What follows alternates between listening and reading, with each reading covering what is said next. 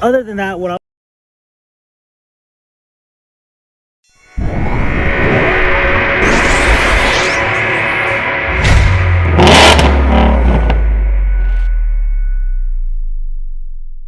Alright guys, so it's the morning. We're going to go ahead and finish up the car.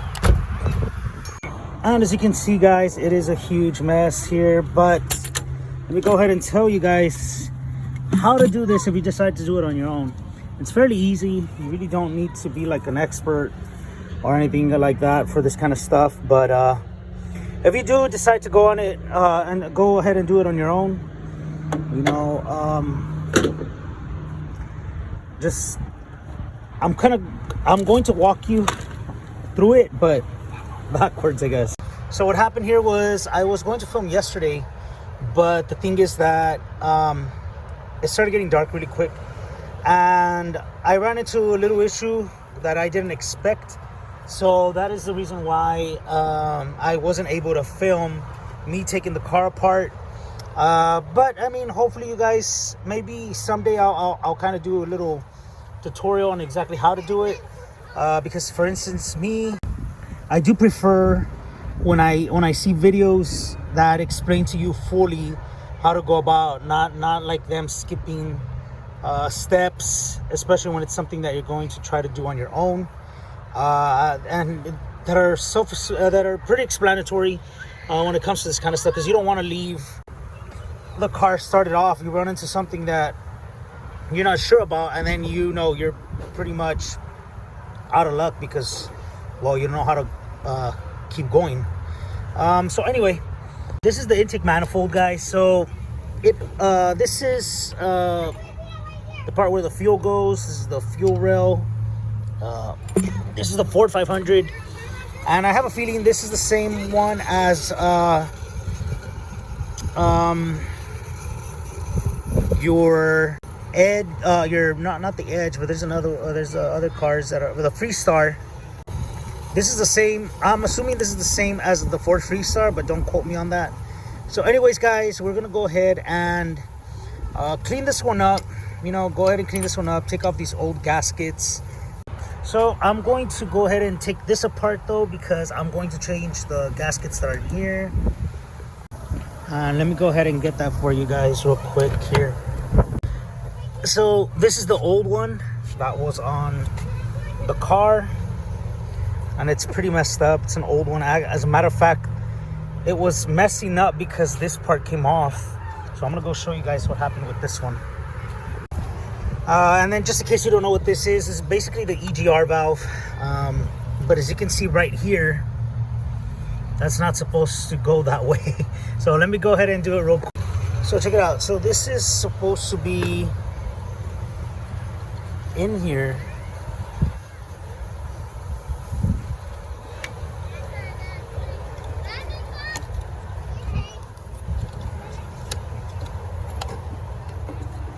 Like that.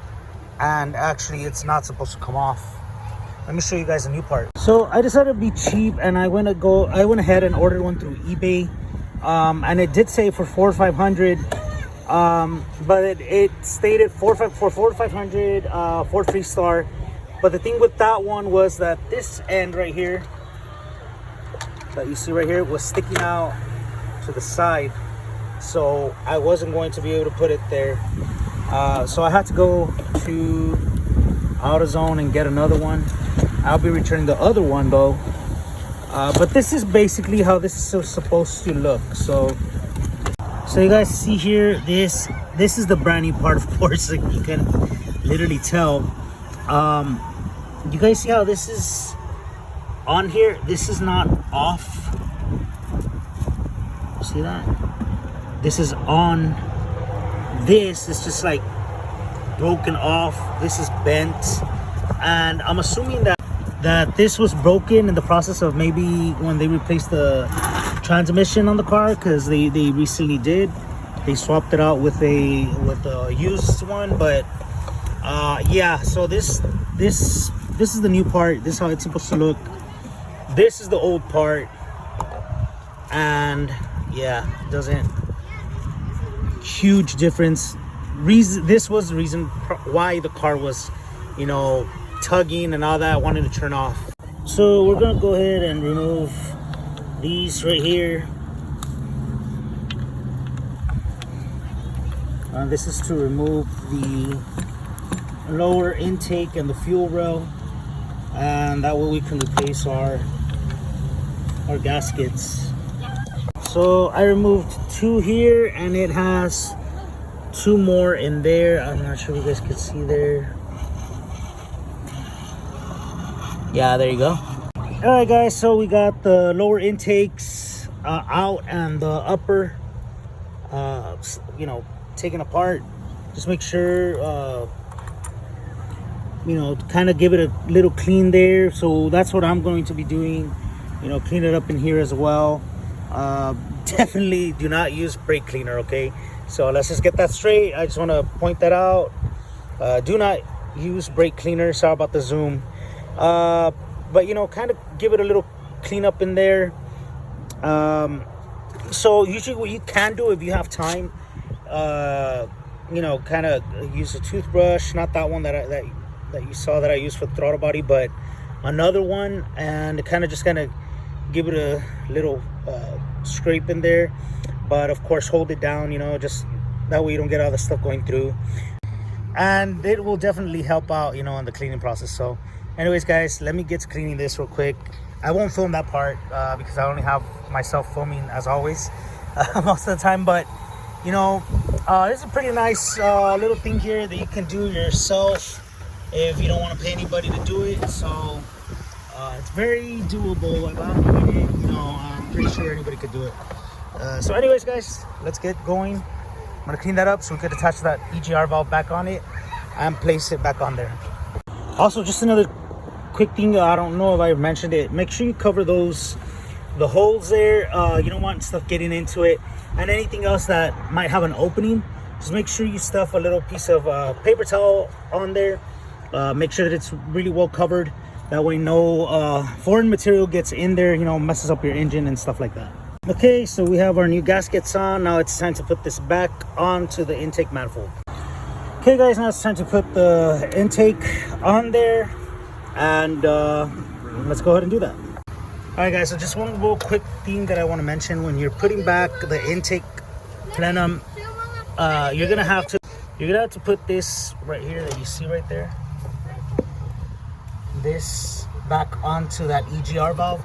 So the way I did it was I only screwed this one down just a little bit so it could stay on there, and then you kind of tilt it like this forward while you're working this inside back into that EGR valve housing. So once you do that, then you can go ahead and tighten your other bolts.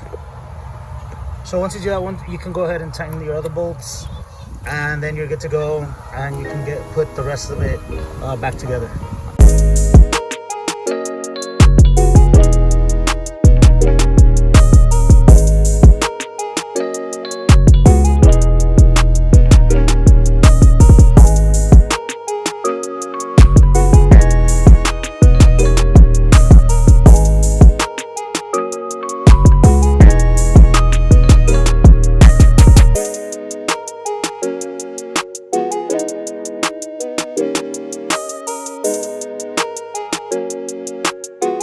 Alright guys, here comes a moment of truth. Hopefully it works.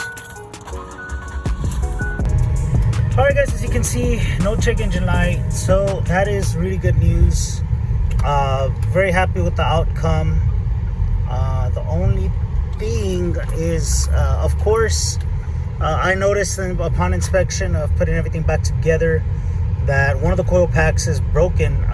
So far no issues with that, so we're just kind of going to wing it until later on, you know. But honestly, right now, car's working perfectly fine. No tugging, no pulling, no stuttering, because the thing that was sputtering, I'm sorry. The thing that was happening was the car was sputtering, and then it wanted to turn off. And then sometimes it would turn off. So it is working now, and I'm pretty happy about that.